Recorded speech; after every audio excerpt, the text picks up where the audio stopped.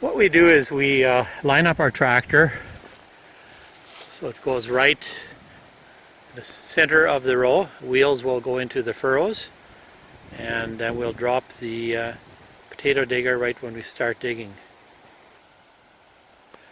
So we drop the potato plow a little bit ahead of the plants so it has a chance to dig down, and then we drop the potato digger all the way down. Put the 3-point hitch lever all the way down, and then we'll start digging.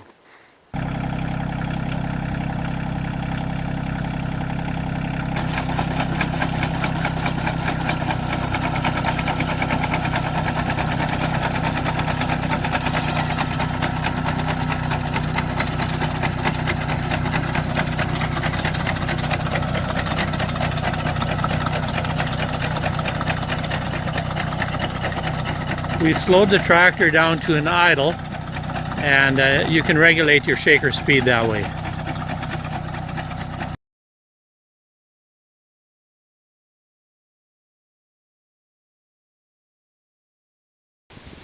This is how we wash our potatoes.